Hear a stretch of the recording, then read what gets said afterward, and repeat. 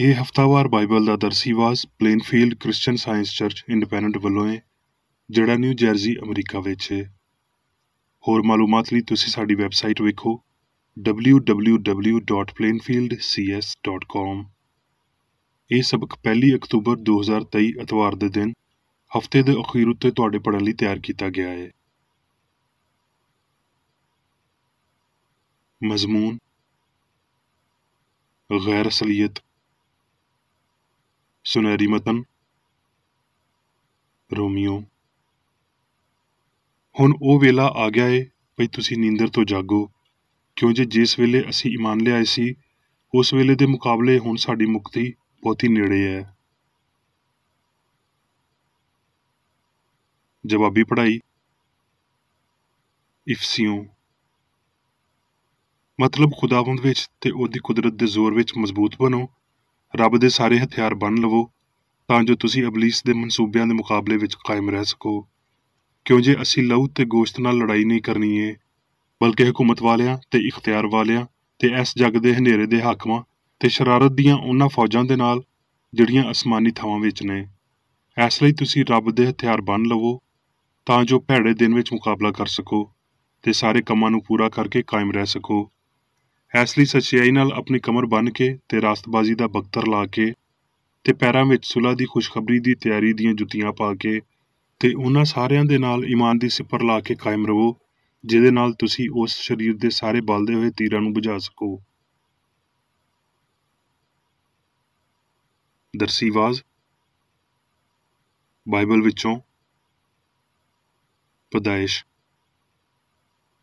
ਰੱਬ ਨੇ ਸ਼ੁਰੂ ਵਿੱਚ ਧਰਤੀ ਤੇ ਅਸਮਾਨ ਨੂੰ ਪੈਦਾ ਕੀਤਾ ਤੇ ਧਰਤੀ ਵੀਰਾਨ ਤੇ ਸੁਨਸਾਨ ਸੀ ਤੇ ਗਹਿਰਾਓ ਉੱਤੇ ਹਨੇਰਾ ਸੀ ਤੇ ਰੱਬ ਦੀ ਰੂਹ ਪਾਣੀਆਂ ਉੱਤੇ ਜੁੰਬਸ਼ ਕਰਦੀ ਸੀ। ਤੇ ਰੱਬ ਨੇ ਆਖਿਆ ਭਈ ਲੋ ਹੋ ਜਾਵੇ ਤੇ ਲੋ ਹੋ ਗਈ। ਤੇ ਰੱਬ ਨੇ ਆਖਿਆ ਭਈ ਲੋ ਚੰਗੀ ਏ। ਤੇ ਰੱਬ ਨੇ ਲੋ ਨੂੰ ਹਨੇਰੇ ਤੋਂ ਵੱਖ ਕੀਤਾ। ਤੇ ਰੱਬ ਨੇ ਲੋ ਨੂੰ ਦਿਨ ਆਖਿਆ ਤੇ ਹਨੇਰੇ ਨੂੰ ਰਾਤ। ਤੇ ਸ਼ਾਮ ਹੋਈ ਤੇ ਸਵੇਰ ਹੋਈ, ਇੰਜ ਪਹਿਲਾ ਦਿਨ ਹੋਇਆ। ਤੇ ਰੱਬ ਨੇ ਆਖਿਆ ਭਈ ਪਾਣੀਆਂ ਦੇ ਵਿਚਕਾਰ ਫਜ਼ਾ ਹੋਵੇ ਤਾਂ ਜੋ ਪਾਣੀ ਪਾਣੀ ਤੋਂ ਵੱਖ ਹੋ ਜਾਵੇ। ਤਦ ਰੱਬ ਨੇ ਫਜ਼ਾ ਨੂੰ ਬਣਾਇਆ ਤੇ ਫਜ਼ਾ ਦੇ ਹੇਠਾਂ ਪਾਣੀ ਨੂੰ ਫਜ਼ਾ ਦੇ ਉੱਪਰ ਦੇ ਪਾਣੀ ਤੋਂ ਵੱਖ ਕੀਤਾ ਤੇ ਇੰਜ ਹੀ ਹੋਇਆ। ਤੇ ਰੱਬ ਨੇ ਫਜ਼ਾ ਨੂੰ ਅਸਮਾਨ ਆਖਿਆ ਤੇ ਸ਼ਾਮ ਹੋਈ ਤੇ ਸਵੇਰ ਹੋਈ, ਇੰਜ ਦੂਜਾ ਦਿਨ ਹੋਇਆ। ਤੇ ਰੱਬ ਨੇ ਆਖਿਆ ਭਈ ਅਸਮਾਨ ਉੱਤੇ ਨਈਰ ਹੋਣ ਭਈ ਦਿਨ ਤੇ ਰਾਤ ਨੂੰ ਵੱਖ ਕਰਨ, ਤੇ ਉਹ ਫਲਕ ਉੱਤੇ ਲੋਮਾਂ ਲਈ ਹੋਣ ਭਈ ਧਰਤੀ ਉੱਤੇ ਲੋ ਕਰਨ, ਤੇ ਇੰਜ ਹੀ ਹੋਇਆ। ਖਰੂਜ। ਤੇ ਰੱਬ ਨੇ ਇਹ ਸਾਰੀਆਂ ਗੱਲਾਂ ਉਹਨਾਂ ਨੂੰ ਦੱਸੀਆਂ। ਖੁਦਾਵੰਦ ਤੇਰਾ ਰੱਬ ਜਿਹੜਾ ਤੈਨੂੰ ਮੁਲਕੇ ਮਿਸਰ ਤੋਂ ਗੁਲਾਮੀ ਦੇ ਘਰ ਵਿੱਚੋਂ ਕੱਢ ਲਿਆਇਆ, ਮੈਂ ਵਾਂ। ਮੇਰੇ ਅੱਗੇ ਤੂੰ ਗੈਰ ਮਬੂਦਾਂ ਨੂੰ ਨਾ ਮੰਨੀ। ਤੂੰ ਆਪਣੇ ਲਈ ਕੋਈ ਤਰਾਸ਼ੀ ਹੋਈ ਮੂਰਤ ਨਾ ਬਣਾਵੀਂ, ਨਾ ਕਿਸੇ ਸ਼ੈ ਦੀ ਸੂਰਤ ਬਣਾਵੀਂ ਜਿਹੜੀ ਅਸਮਾਨ ਵਿੱਚ ਜਾਂ ਹੇਠਾਂ ਧਰਤੀ ਉੱਤੇ ਜਾਂ ਧਰਤੀ ਦੇ ਹੇਠਾਂ ਪਾਣੀ ਵਿੱਚ ਏ। ਤੂੰ ਉਹਨਾਂ ਦੇ ਅੱਗੇ ਸਜਦਾ ਨਾ ਕਰੀਂ ਤੇ ਨਾ ਉਹਨਾਂ ਦੀ ਇਬਾਦਤ ਕਰੀਂ, ਕਿਉਂ ਜੇ ਮੈਂ ਤੇਰਾ ਰੱਬ ਗੈਰਤ ਵਾਲਾ ਰੱਬ ਵਾਂ ਤੇ ਜਿਹੜੇ ਮੇਰੇ ਨਾਲ ਵੈਰ ਰੱਖਦੇ ਨੇ ਉਹਨਾਂ ਦੀ ਔਲਾਦ ਨੂੰ ਤੀਜੀ ਤੇ ਚੌਥੀ ਪੀੜ੍ਹੀ ਤੀਕਰ ਪਿਓ ਦਾਦੇ ਦੀ ਬਦਕਾਰੀ ਦੀ ਸਜ਼ਾ ਦੇਣਾ ਵਾਂ। ਤੇ ਹਜ਼ਾਰਾਂ ਉੱਤੇ ਜਿਹੜੇ ਮੇਰੇ ਨਾਲ ਮੁਹੱਬਤ ਰੱਖਦੇ ਨੇ ਤੇ ਮੇਰੇ ਹੁਕਮਾਂ ਨੂੰ ਮੰਨਦੇ ਨੇ ਰਹਿਮ ਕਰਦਾ ਵਾਂ। ਯਸਾਇਆ। ਉੱਠ ਮੁਨੱਵਰ ਹੋ, ਕਿਉਂ ਜੇ ਤੇਰੀ ਲੋ ਆ ਗਈ ਏ ਤੇ ਰੱਬ ਦਾ ਜਲਾਲ ਤੇਰੇ ਉੱਤੇ ਜ਼ਾਹਿਰ ਹੋਇਆ ਏ। ਕਿਉਂ ਜੇ ਵੇਖ ਹਨੇਰਾ ਧਰਤੀ ਉੱਤੇ ਛਾ ਜਾਵੇਗਾ ਤੇ ਤੀਰਗੀ ਉਮਤਾਂ ਉੱਤੇ, ਪਰ ਰੱਬ ਤੇਰੇ ਉੱਤੇ ਤਾਲੇ ਹੋਵੇਗਾ ਤੇ ਉਹਦਾ ਜਲਾਲ ਤੇਰੇ ਉੱਤੇ ਨਮਾਇਆ ਹੋਵੇਗਾ। ਤੇ ਕੌਮਾਂ ਤੇਰੀ ਲੋ ਵੱਲ ਆਉਣਗੀਆਂ ਤੇ ਬਾਦਸ਼ਾਹ ਤੇਰੇ ਤਲੂ ਦੀ ਲੋ ਵਿੱਚ ਚੱਲਣਗੇ। ਆਪਣੀਆਂ ਅੱਖੀਆਂ ਚੁੱਕ ਕੇ ਚਾਰਾਂ ਪਾਸੇ ਵੇਖ, ਉਹ ਸਾਰੇ ਦੇ ਸਾਰੇ ਇਕੱਠੇ ਹੁੰਦੇ ਨੇ ਤੇ ਤੇਰੇ ਕੋਲ ਆਉਂਦੇ ਨੇ। ਤੇਰੇ ਪੁੱਤਰ ਦੂਰੋਂ ਆਉਣਗੇ ਤੇ ਤੇਰੀਆਂ ਧੀਆਂ ਨੂੰ ਝੋਲੀ ਵਿੱਚ ਚੁੱਕ ਲੈਣਗੇ। ਫਿਰ ਤੇਰੇ ਮੁਲਕ ਵਿੱਚ ਜ਼ੁਲਮ ਦਾ ਜ਼ਿਕਰ ਨਾ ਹੋਵੇਗਾ ਤੇ ਨਾ ਤੇਰੀਆਂ ਹੱਦਾਂ ਦੇ ਅੰਦਰ ਖਰਾਬੀ ਜਾਂ ਬਰਬਾਦੀ ਦਾ, ਬਲਕਿ ਤੂੰ ਆਪਣੀਆਂ ਕੰਧਾਂ ਦਾ ਨਾਮ ਮੁਕਤੀ ਤੇ ਆਪਣੇ ਫਾਟਕਾਂ ਦਾ ਨਾਂ ਹਮਦ ਰੱਖੇਂਗੀ। ਫਿਰ ਤੇਰੀ ਲੋ ਨਾ ਦਿਨ ਨੂੰ ਸੂਰਜ ਨਾਲ ਹੋਵੇਗੀ, ਨਾ ਚੰਨ ਦੇ ਚਮਕਣ ਨਾਲ, ਬਲਕਿ ਖੁਦਾਵੰਦ ਤੇਰਾ ਅਬਦੀ ਨੂਰ ਤੇ ਤੇਰਾ ਰੱਬ ਤੇਰਾ ਜਲਾਲ ਹੋਵੇਗਾ। ਤੇਰਾ ਸੂਰਜ ਫਿਰ ਕਦੀ ਨਾ ਢਲੇਗਾ ਤੇ ਤੇਰੇ ਚੰਨ ਨੂੰ ਜ਼ਵਾਲ ਨਾ ਹੋਵੇਗਾ, ਕਿਉਂ ਜੇ ਤੇਰਾ ਖੁਦਾਵੰਦ ਤੇਰੀ ਹਮੇਸ਼ਾ ਦੀ ਲੋ ਹੋਵੇਗਾ ਤੇ ਤੇਰੇ ਵੈਨ ਦੇ ਦਿਹਾੜੇ ਮੁੱਕ ਜਾਣਗੇ। ਮੱਤੀ। ਉਸ ਵੇਲੇ ਰੂਹ ਯਸੂ ਨੂੰ ਜੰਗਲ ਵਿੱਚ ਲੈ ਗਿਆ ਤਾਂ ਜੋ ਇਬਲੀਸ ਤੋਂ ਅਜ਼ਮਾਇਆ ਜਾਵੇ। ਤੇ 40 ਦਿਨ ਤੇ 40 ਰਾਤ ਫਾਕਾ ਕਰਕੇ ਆਖਰਕਾਰ ਉਹਨੂੰ ਭੁੱਖ ਲੱਗੀ। ਤੇ ਅਜ਼ਮਾਉਣ ਵਾਲੇ ਨੇ ਕੋਲ ਆ ਕੇ ਉਹਨੂੰ ਆਖਿਆ जे तू रब दा पुत्तर है ते आख भई ये पत्थर रोटियां बन जान। उन्हें जवाब विच आख्या भई बंदा सिर्फ रोटी नाल ही जिउंदा ना रवेगा, बल्कि हर उस गल नाल जिहड़ी रब दे मूँह तो निकलदी है। फिर अबलीस ਉਹਨੂੰ एक बहुत ਉੱਚੇ पहाड़ उत्ते लै गया ते जग दी सारी सल्तनत ते सारी शानो शौकत ਉਹਨੂੰ विखाई ते ਉਹਨੂੰ आख्या जे तू झुक के मैनू सजदा करे ते ये सब कुछ तेनू दे देवांगा। यसू ने ਉਹਨੂੰ आख्या ऐ शैतान दूर हो जा, क्यों जे लिखिया है भई तू खुदावंद अपने रब नू सजदा कर ते सिर्फ ਉਹਦੀ ही इबादत कर। फिर अबलीस ਉਹਦੇ कोलों टुर गया ते वेखो फरिश्ते आके ਉਹਦੀ सेवा करन लगे। मत्ती ते जदों ਉਹ जत्थे दे कोल अपड़े ते एक बंदा ਉਹਦੇ कोल आया ते ਉਹਦੇ ਅੱਗੇ गोडे टेक के आखन लग्या ऐ खुदावंद मेरे पुत्तर उत्ते रहम कर, क्यों जे ਉਹਨੂੰ मिर्गी आउंदी ਏ ते ਉਹ बहुत दुख सहंदा ਏ, इस लई भई कई वारी अग ते गर्मी विच डिग जांदा ਏ ते मैं ਉਹਨੂੰ तेरे चेलियां दे कोल लिआया सी पर ਉਹ ਉਹਨੂੰ ठीक ना कर सके। यसू ने जवाब विच आख्या ऐ बेअतकाद ते कजरौ नस्ल, मैं कदों तिकर तुहाडे नाल रवांगा, कदों तिकर तुहाडी बर्दाश्त करांगा। ਉਹਨੂੰ ਇੱਥੇ ਮੇਰੇ ਕੋਲ ਲਿਆਓ। ਯਿਸੂ ਨੇ ਉਹਨੂੰ ਝਿੜਕਿਆ ਤੇ ਬਦਰੂ ਉਹਦੇ ਵਿੱਚੋਂ ਨਿਕਲ ਗਈ ਤੇ ਉਹ ਮੁੰਡਾ ਉਸੇ ਵੇਲੇ ਚੰਗਾ ਹੋ ਗਿਆ। ਫਿਰ ਚੇਲਿਆਂ ਨੇ ਯਿਸੂ ਦੇ ਕੋਲ ਆ ਕੇ ਖਿਲਵਤ ਵਿੱਚ ਆਖਿਆ ਅਸੀਂ ਇਹਨੂੰ ਕਿਉਂ ਨਾ ਕੱਢ ਸਕੇ। ਉਹਨੇ ਉਹਨਾਂ ਨੂੰ ਆਖਿਆ ਆਪਣੇ ਈਮਾਨ ਦੇ ਘਾਟੇ ਪਾਰੋ, ਕਿਉਂ ਜੇ ਮੈਂ ਤੁਹਾਨੂੰ ਸੱਚ ਆਖਦਾ ਵਾਂ ਭਈ ਜੇ ਤੁਹਾਡੇ ਵਿੱਚ ਰਾਈ ਦੇ ਦਾਣੇ ਦੇ ਬਰਾਬਰ ਈਮਾਨ ਹੋਵੇਗਾ ਤੇ ਇਸ ਪਹਾੜ ਨੂੰ ਆਖ ਸਕੋਗੇ ਭਈ ਇੱਥੋਂ ਸਿਰਕ ਕੇ ਉੱਥੇ ਚਲਾ ਜਾ ਤੇ ਉਹ ਚਲਾ ਜਾਵੇਗਾ ਤੇ ਕੋਈ ਗੱਲ ਤੁਹਾਡੇ ਲਈ ਨਾਮੁਮਕਿਨ ਨਾ ਹੋਵੇਗੀ। पर एक किस्म दुआ दे बगैर किसी होर तरह नहीं निकल सकती। करंथियों जिवें लिखिया है उंज ही होया, जिहड़ियां शैवां ना अखियां ने वेखियां ना कन्नां ने सुनियां ना बंदे दे दिल विच आईयां, वो सारियां रब ने अपने प्यार करन वालियां लई तैयार कर दित्तियां। पर साडे उत्ते रब ने उन्हां नूं रूह दे राहीं ज़ाहिर कीता, क्यों जे रूह सारियां गल्लां बल्कि रब दी तैह दीयां गल्लां भी लभ लैंदा है। क्यों जे इंसानां विचों कौन किसी इंसान दीयां गल्लां जानदा है सिवाय उस इंसान दी अपनी रूह दे जिहड़ी उहदे विच है। इसे तरह रब दे रूह दे सिवा कोई रब दे रूह दीयां गल्लां नहीं जानदा। पर असीं ना जग दा बल्कि ओह रूह पाया है जिहड़ा रब वल्लों है, तां जो उन्हां गल्लां नूं जाणीए जिहड़ियां रब ने सानूं दित्तियां ने।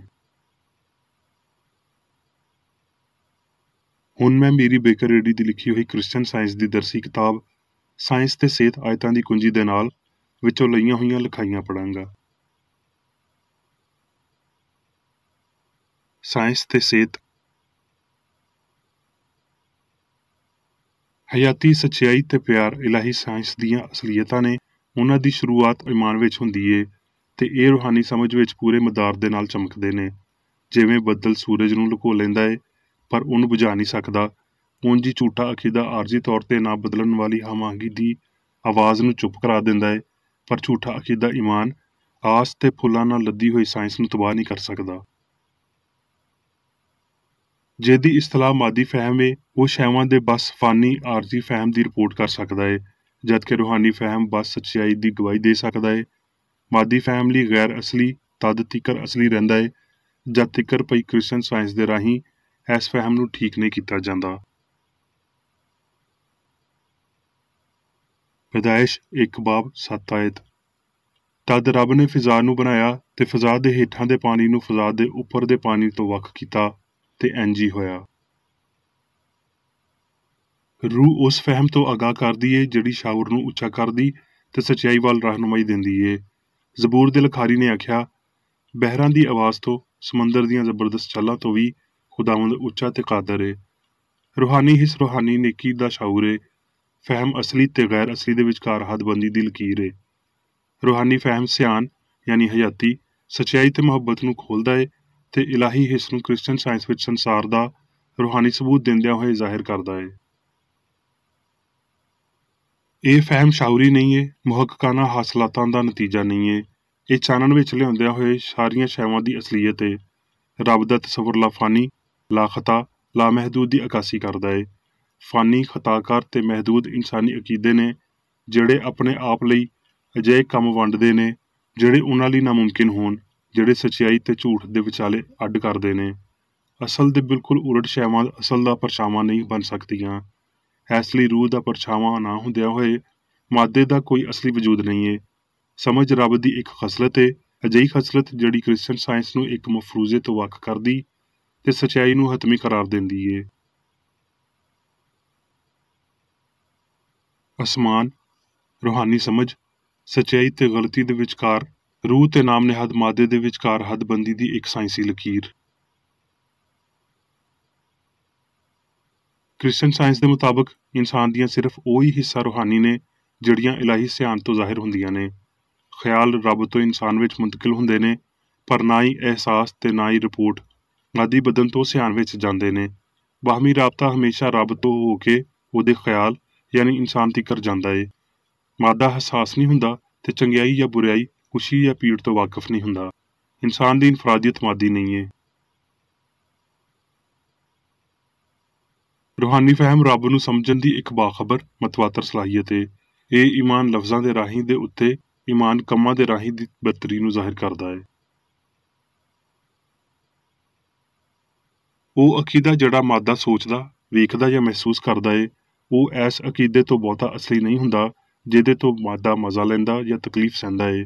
ਇਹ ਫਾਨੀ ਅਕੀਦਾ ਜਿਹਦਾ ਪੁੱਠਾ ਨਾਂ ਇਨਸਾਨ ਏ, ਇੱਕ ਗਲਤੀ ਏ ਜਿਹਦੇ ਬਾਰੇ ਆਖਿਆ ਜਾਂਦਾ ਏ ਮਾਦੇ ਵਿੱਚ ਜ਼ਹਾਨਤ ਤੇ ਅਹਿਸਾਸ ਏ, ਅਸਾਬ ਮਹਿਸੂਸ ਕਰਦੇ ਨੇ, ਦਿਮਾਗ ਸੋਚਦਾ ਤੇ ਪਾਪ ਕਰਦਾ ਏ, ਮੈਦਾ ਇਨਸਾਨੀ ਸੂਲੀ ਬਣਾ ਸਕਦਾ ਏ, ਜ਼ਖਮ ਲੂਲਾ ਲੰਗੜਾ ਕਰ ਸਕਦਾ ਤੇ ਮਾਦਾ ਇਨਸਾਨ ਨੂੰ ਮਾਰ ਸਕਦਾ ਏ।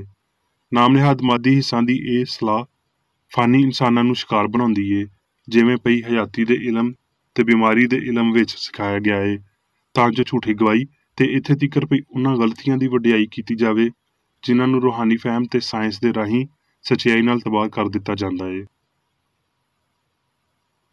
ਲਾਫਾਨੀ ਇਨਸਾਨ ਜਿਹੜਾ ਰੂਹ ਨੂੰ ਪੇਸ਼ ਕਰਦਾ ਏ ਤੇ ਫਾਨੀ ਇਨਸਾਨ ਜਿਹੜਾ ਇਹ ਗਲਤੀ ਪੇਸ਼ ਕਰਦਾ ਏ, ਪਈ ਹਯਾਤੀ ਤੇ ਜ਼ਹਾਨਤ ਮਾਦੇ ਵਿੱਚ ਏ। ਇਹਨਾਂ ਦੇ ਵਿਚਾਲੇ ਹੱਦਬੰਦੀ ਦੀਆਂ ਲਕੀਰਾਂ ਮਾਦੇ ਦੀਆਂ ਖੁਸ਼ੀਆਂ ਤੇ ਤਕਲੀਫਾਂ ਨੂੰ ਖੁਰਾਫਾਤ ਜ਼ਾਹਿਰ ਕਰਦੀਆਂ ਨੇ ਤੇ ਇਹਨਾਂ ਦੇ ਵਿਚਾਲੇ ਇਨਸਾਨੀ ਅਕੀਦੇ ਨੂੰ ਅਫਸਾਨੇ ਦਾ ਪਿਓ ਸਮਝਦੇ ਨੇ, ਜਿਹਦੇ ਵਿੱਚ ਮਾਦੀ ਜ਼ੇਨ ਦੇਵਤਾਵਾਂ ਵਿੱਚ ਵੰਡਿਆ ਹੋਇਆ ਪੇਸ਼ ਕੀਤਾ ਜਾਂਦਾ ਏ। ਇਨਸਾਨ ਦੀ ਅਸਲੀ ਖੁਦੀ ਬਸ ਉਹਦੇ ਵਿੱਚ ਹੀ ਸ਼ਨਾਖਤ ਰੱਖਦੀ ਏ ਜਿਹੜਾ ਚੰਗਾ ਤੇ ਸੱਚ ਏ। ਇਨਸਾਨ ਨਾ ਤੇ ਆਪਣੇ ਆਪ ਨੂੰ ਬਣਾਉਣ ਵਾਲਾ ਏ ਤੇ ਨਾ ਹੀ ਇਨਸਾਨ ਦਾ ਬਣਾਇਆ ਹੋਇਆ ਏ, ਉਹਨੂੰ ਰੱਬ ਨੇ ਬਣਾਇਆ ਏ। ਸੱਚ ਜਦ ਕਿਸੇ ਵੀ ਦੌਰ ਵਿੱਚ ਬੋਲਿਆ ਜਾਂਦਾ ਏ ਤੇ ਉਹ ਲੋ ਵਾਂਗਰ ਹਨੇਰੇ ਵਿੱਚ ਚਮਕਦਾ ਏ ਤੇ ਹਨੇਰਾ ਉਹਨੂੰ ਕਬੂਲ ਨਹੀਂ ਕਰਦਾ। ਹਯਾਤੀ ਮਵਾਦ ਤੇ ਸਿਆਣ ਦਾ ਝੂਠਾ ਫਹਿਮ ਇਲਾਹੀ ਮੁਮਕਨਾਤ ਨੂੰ ਲੁਕਾਉਂਦਾ ਏ ਤੇ ਸਾਇੰਸੀ ਇਜ਼ਹਾਰ ਨੂੰ ਖੁਫੀਆ ਰੱਖਦਾ ਏ। ਇਹ ਫਹਿਮ ਪਈ ਅਨਾ ਸਿਆਣ ਏ ਤੇ ਇਹ ਪਈ ਮਾਸਵਾਏ ਇੱਕ ਸਿਆਣ ਤੇ ਜ਼ਹਾਨਤ ਦੇ ਹੋਰ ਕੁਝ ਨਹੀਂ। ਫਾਨੀ ਹਿੱਸ ਦੀਆਂ ਗਲਤੀਆਂ ਨੂੰ ਤਬਾਹ ਕਰਨ ਤੇ ਫਾਨੀ ਹਿੱਸ ਦੀ ਸੱਚਾਈ ਦੀ ਫਰਾਹਮੀ ਲਈ ਇੱਕਦਮ ਸ਼ੁਰੂ ਹੋ ਜਾਂਦਾ ਏ। ਇਹ ਫਹਿਮ ਬਦਨ ਨੂੰ ਹਮ-ਆਹੰਗ ਬਣਾਉਂਦਾ ਏ। ਇਹ ਅਸਾਬ, ਹੱਡੀਆਂ, ਦਿਮਾਗ ਵਗੈਰਾ ਨੂੰ ਗੁਲਾਮ ਬਣਾਉਂਦਾ ਏ, ਨਾ ਪਈ ਮਾਲਕ ਬਣਾਉਂਦਾ ਏ। ਜੇ ਇਨਸਾਨ ਉੱਤੇ ਇਲਾਹੀ ਸਿਆਣ ਦੇ ਕਾਨੂੰਨ ਦੀ ਹੁਕਮਰਾਨੀ ਹੁੰਦੀ ਏ ਤੇ ਉਹਦਾ ਬਦਨ ਹਮੇਸ਼ਾ ਦੀ ਹਯਾਤੀ ਤੇ ਸੱਚਾਈ ਤੇ ਮੁਹੱਬਤ ਦੇ ਸਪੁਰਦ ਏ। ਬਸ਼ਰ ਦੀ ਸਾਰਿਆਂ ਤੋਂ ਵੱਡੀ ਗਲਤੀ ਇਹ ਹੈ ਭਈ ਉਹ ਇਨਸਾਨ ਯਾਨੀ ਰੱਬ ਦੀ ਸ਼ਬੀਹ ਤੇ ਸੂਰਤ ਨੂੰ ਮਾਦਾ ਤੇ ਰੂਹ, ਚੰਗਿਆਈ ਤੇ ਬੁਰਾਈ ਦੋਵੇਂ ਫਰਜ਼ ਕਰਦਾ ਏ। ਜੇ ਫੈਸਲਾ ਬਦਨੀ ਹਿੱਸਾਂ ਉੱਤੇ ਛੱਡ ਦਿੱਤਾ ਜਾਂਦਾ ਤੇ ਬਦੀ ਚੰਗਿਆਈ ਦੀ ਮਾਲਕ ਬਣ ਕੇ ਤੇ ਮੌਤ ਵਜੂਦੀਅਤ ਦਾ ਅਸੂਲ ਬਣ ਕੇ ਸਾਹਮਣੇ ਆਉਂਦੀ, ਸਿਹਤ ਬੇਤਰਤੀਬੀ ਵਿਖਾਲੀ ਦਿੰਦੀ, ਮੌਤ ਨਾਗਜ਼ੀਰ ਤੇ ਹਯਾਤੀ ਇੱਕ ਤਜ਼ਾਦ ਬਣ ਕੇ ਸਾਹਮਣੇ ਆਉਂਦੀ। ਰੂਹ ਤੇ ਉਹਦੀਆਂ ਇਸਲਾਹਾਂ ਹਸਤੀ ਦੀਆਂ ਕੱਲੀਆਂ ਹਕੀਕਤਾਂ ਨੇ। ਮਾਦਾ ਰੂਹ ਦੀ ਖੁਰਦਬੀਨ ਹੇਠਾਂ ਗਾਇਬ ਹੋ ਜਾਂਦਾ ਏ। ਪਾਪ ਸੱਚਾਈ ਦੇ ਪਾਰੋਂ ਜ਼ਰੂਰੀ ਏ ਤੇ ਬਿਮਾਰੀ ਤੇ ਮੌਤ ਉੱਤੇ ਯਸੂ ਨੇ ਫਤਹ ਪਾਈ, ਜਿਨ੍ਹੇ ਇਹਨਾਂ ਨੂੰ ਗਲਤੀ ਦੀਆਂ ਸ਼ਕਲਾਂ ਸਾਬਤ ਕੀਤਾ। ਰੂਹਾਨੀ ਹਯਾਤੀ ਤੇ ਬਰਕਤ ਹੀ ਇਕੱਲੇ ਸਬੂਤ ਨੇ ਜਿਨ੍ਹਾਂ ਦੇ ਪਾਰੋਂ ਅਸੀਂ ਅਸਲੀ ਵਜੂਦੀਅਤ ਨੂੰ ਪਛਾਣ ਸਕਦੇ ਤੇ ਬਿਆਨ ਨਾ ਕੀਤੇ ਜਾਣ ਵਾਲੇ ਸਕੂਨ ਨੂੰ ਮਹਿਸੂਸ ਕਰਦੇ ਹਾਂ, ਜਿਹੜਾ ਸਾਰਾ ਜਜ਼ਬ ਕਰਨ ਵਾਲੇ ਰੂਹਾਨੀ ਪਿਆਰ ਤੋਂ ਨਿਕਲਦਾ ਏ। ਨਾਮ ਨਿਹਾਦ ਮਾਦੀ ਵਜੂਦੀਅਤ ਰੂਹਾਨੀ ਵਜੂਦੀਅਤ ਤੇ ਲਾਫਾਨੀਅਤ ਦਾ ਕੋਈ ਸਬੂਤ ਬਰਦਾਸ਼ਤ ਨਹੀਂ ਕਰਦੀ। ਮਾਦਾ ਰੂਹ ਦੀ ਡਿਓੜੀ ਨਹੀਂ ਏ।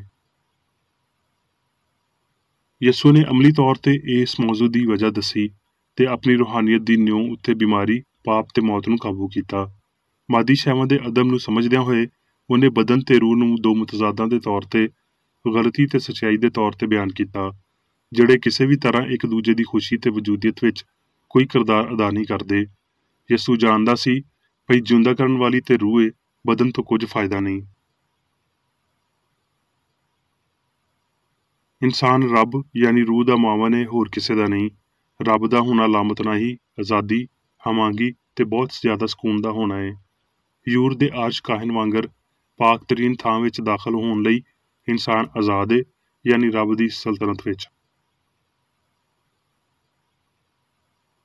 ਆਓ ਅਸਲੀ ਤੇ ਅਬਦੀ ਦੇ ਬਾਰੇ ਸਿੱਖੀਏ ਤੇ ਰੂਹ ਦੀ ਸਲਤਨਤ, ਅਸਮਾਨ ਦੀ ਬਾਦਸ਼ਾਹੀ, ਆਲਮਗੀਰ ਹਮਾਂਗੀ ਦੀ ਬਾਦਸ਼ਾਹੀ ਤੇ ਹੁਕਮਰਾਨੀ ਲਈ ਤਿਆਰੀ ਕਰੀਏ, ਜਿਹੜੀ ਕਦੀ ਗਵਾਚ ਨਹੀਂ ਸਕਦੀ ਤੇ ਨਾ ਹਮੇਸ਼ਾ ਲਈ ਨਾ ਵੇਖੀ ਹੋਈ ਰਹਿ ਸਕਦੀ ਏ। ਜਦ ਅਸੀਂ ਹਸਤੀ ਦੀ ਸੱਚਾਈ ਲਈ ਜਾਗ ਜਾਂਦੇ ਹਾਂ ਤੇ ਸਾਰੀ ਬਿਮਾਰੀ, ਪੀੜ, ਕਮਜ਼ੋਰੀ, ਮਾਯੂਸੀ, ਦੁੱਖ, ਪਾਪ ਤੇ ਮੌਤ ਅਜਨਬੀ ਹੋ ਜਾਣਗੇ ਤੇ ਫਾਨੀ ਸੁਫਨਾ ਹਮੇਸ਼ਾ ਲਈ ਬੰਦ ਹੋ ਜਾਵੇਗਾ। ਹੁਣ ਮੈਂ ਮੇਰੀ ਬੇਕਰ ਰੇਡੀ ਵੱਲੋਂ ਚਰਚ ਮੈਨੂਅਲ ਵਿੱਚ ਦਿੱਤੇ ਹੋਏ ਰੋਜ਼ਾਨਾ ਦੇ 3 ਫਰਜ਼ ਪੜਾਂਗਾ। ਰੋਜ਼ਾਨਾ ਦੀ ਦੁਆ। ਇਸ ਚਰਚ ਦੇ ਹਰ ਰੁਕਨ ਦਾ ਇਹ ਫਰਜ਼ ਹੈ ਭਈ ਉਹ ਹਰ ਰੋਜ਼ ਇਹ ਦੁਆ ਕਰੇ, ਤੇਰੀ ਬਾਦਸ਼ਾਹੀ ਆਵੇ, ਇਲਾਹੀ ਸੱਚਾਈ, ਹਯਾਤੀ ਤੇ ਪਿਆਰ ਦੀ ਸਲਤਨਤ ਮੇਰੇ ਅੰਦਰ ਕਾਇਮ ਹੋਵੇ ਤੇ ਸਾਰੇ ਪਾਪ ਮੈਥੋਂ ਨਿਕਲ ਜਾਣ ਤੇ ਤੇਰਾ ਕਲਾਮ ਸਾਰੇ ਇਨਸਾਨਾਂ ਦੇ ਪਿਆਰ ਨੂੰ ਵਧਾਵੇ ਤੇ ਉਹਨਾਂ ਉੱਤੇ ਹਕੂਮਤ ਕਰੇ। ਮਕਸਦਾਂ ਤੇ ਕੰਮਾਂ ਦਾ ਇੱਕ ਅਸੂਲ। ਨਾ ਕੋਈ ਮੁਖਾਲਫਤ ਤੇ ਨਾ ਕੋਈ ਜ਼ਾਤੀ ਤਾਲੁਕ ਮਾਦਰੀ ਚਰਚ ਦੇ ਕਿਸੇ ਰੁਕਨ ਦੇ ਮਕਸਦਾਂ ਜਾਂ ਕੰਮਾਂ ਉੱਤੇ ਅਸਰ ਕਰਨੇ ਚਾਹੀਦੇ। ਸਾਇੰਸ ਵਿੱਚ ਬਸ ਇਲਾਹੀ ਪਿਆਰ ਹੀ ਹਕੂਮਤ ਕਰਦਾ ਹੈ ਤੇ ਇੱਕ ਮਸੀਹੀ ਸਾਇੰਸਦਾਨ ਪਾਪ ਨੂੰ ਰੱਦ ਕਰਦਿਆਂ ਹੋਏ ਸੁੱਚੀ ਭਰਾਬੰਦੀ, ਖੈਰਾਤ ਪਸੰਦੀ ਤੇ ਮਾਫੀ ਨਾਲ ਪਿਆਰ ਦੀਆਂ ਮਿੱਠੀਆਂ ਸੱਚਾਈਆਂ ਦਾ ਪਰਛਾਵਾਂ ਬਣਦਾ ਹੈ। ਇਸ ਚਰਚ ਦੇ ਸਾਰੇ ਰੁਕਨਾਂ ਨੂੰ ਸਾਰੇ ਪਾਪਾਂ ਤੋਂ, ਗਲਤ ਤਰ੍ਹਾਂ ਦੀਆਂ ਪੇਸ਼ਨਗੋਈਆਂ, ਮੁਨਸਫੀਆਂ, ਮੁਜ਼ਮਤਾਂ, ਸਲਾਵਾਂ, ਗਲਤ ਅਸਰਾਂ ਨੂੰ ਲੈਣ ਤੇ ਗਲਤ ਅਸਰ ਦੇਣ ਤੋਂ ਆਜ਼ਾਦ ਰਹਿਣ ਲਈ ਹਰ ਰੋਜ਼ ਖਿਆਲ ਰੱਖਣਾ ਚਾਹੀਦਾ ਹੈ ਤੇ ਦੁਆ ਕਰਨੀ ਚਾਹੀਦੀ ਹੈ। ਫਰਜ਼ ਲਈ ਚੁਸਤੀ। ਇਸ ਚਰਚ ਦੇ ਹਰ ਰੁਕਨ ਦਾ ਇਹ ਫਰਜ਼ ਹੈ ਭਈ ਉਹ ਹਰ ਰੋਜ਼ ਜਾਰਹਾਨਾ ਜ਼ਹਿਨੀ ਸਲਾਮਾਂ ਦੇ ਖਿਲਾਫ ਆਪਣੇ ਆਪ ਨੂੰ ਤਿਆਰ ਰੱਖੇ ਤੇ ਰੱਬ, ਆਪਣੇ ਕਾਇਦ ਤੇ ਇਨਸਾਨਾਂ ਲਈ ਆਪਣੇ ਫਰਜ਼ਾਂ ਨੂੰ ਨਾ ਕਦੀ ਭੁੱਲੇ ਤੇ ਨਾ ਕਦੀ ਨਜ਼ਰਅੰਦਾਜ਼ ਕਰੇ। ਉਹਦੇ ਕੰਮਾਂ ਦੇ ਰਾਹੀਂ ਉਹਦਾ ਇਨਸਾਫ ਹੋਵੇਗਾ, ਉਹ ਬੇਕਸੂਰ ਜਾਂ ਕਸੂਰਵਾਰ ਹੋਵੇਗਾ।